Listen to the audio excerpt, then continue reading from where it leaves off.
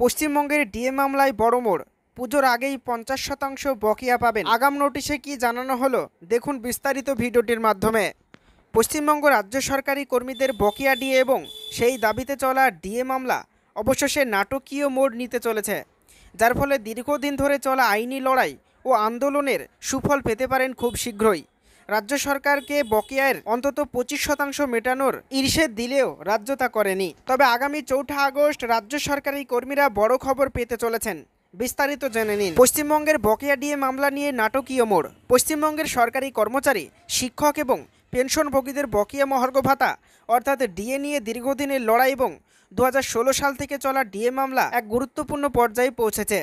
একদিকে কনফেডারেশন ও unity forum আদালতে মামলা এবং অপরদিকে সংগ্রামী যৌথ মঞ্চ রাজ্যের কর্মীদের ঐক্যবদ্ধ প্ল্যাটফর্মের মাধ্যমে গত 3 বছর ধরে এই দাবিতে অক্লান্ত আন্দোলন চালিয়ে যাচ্ছে।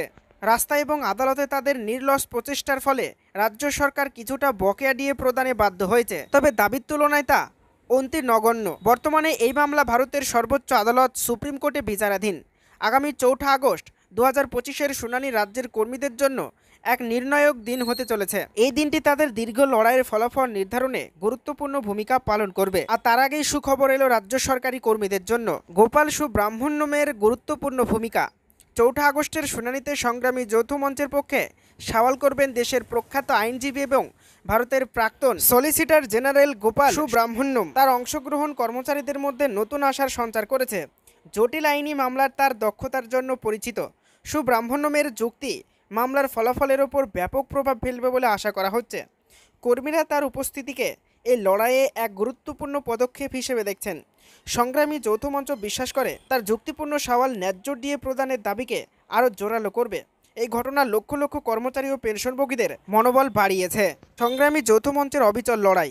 সংগ্রামী যৌথ মঞ্চের আহ্বায়ক ভাস্কর ঘোষ জানিয়েছেন, তারা রাজ্যের বঞ্চিত কর্মীদের পাওনা মহার্ঘ ভাতা এবং অন্যান্য অধিকার আদায়ে সর্বশক্তি দিয়ে লড়াই চালিয়ে যাচ্ছেন। সুপ্রিম কোর্টে মামলাটি গতিহীন হয়ে পড়লে মঞ্চের সমর্থক মামলাকারী সংগঠনকে নতুন শক্তি জুগিয়েছে। তাদের প্রচেষ্টার ফলেই সুপ্রিম কোর্টে একটি অন্তর্বর্তীকালীন রায় দিয়েছে।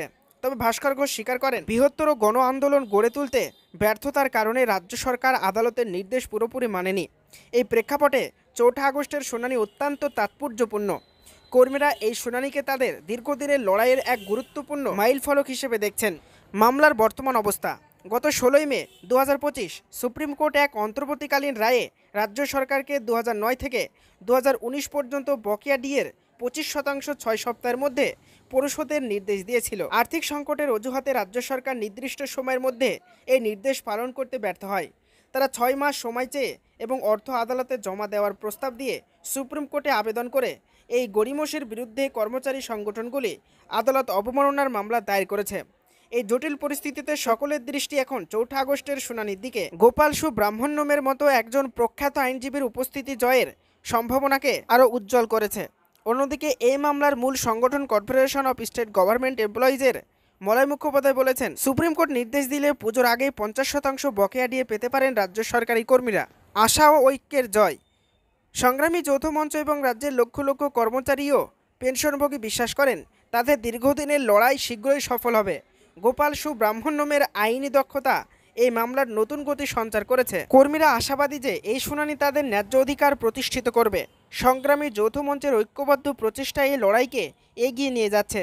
তারা বিশ্বাস করে শিক্ষক ও কর্মচারীদের ঐক্যের জয় অবশ্যম্ভাবী। আগামী শুনানি এই আন্দোলনের ইতিহাসে এক স্মরণীয় অধ্যায় হতে চলেছে। এদিকে দীর্ঘ 9 বছর ধরে চলা এই মামলার ফলে সম্পূর্ণ ডিএ মেটানোর আদেশ হলেও রাজ্য সরকার সেই নির্দেশের কার্যকর কতদিনে করে এটা নিয়েও যথেষ্ট সন্দিহান রাজ্য সরকারি কর্মীদের এক অংশ।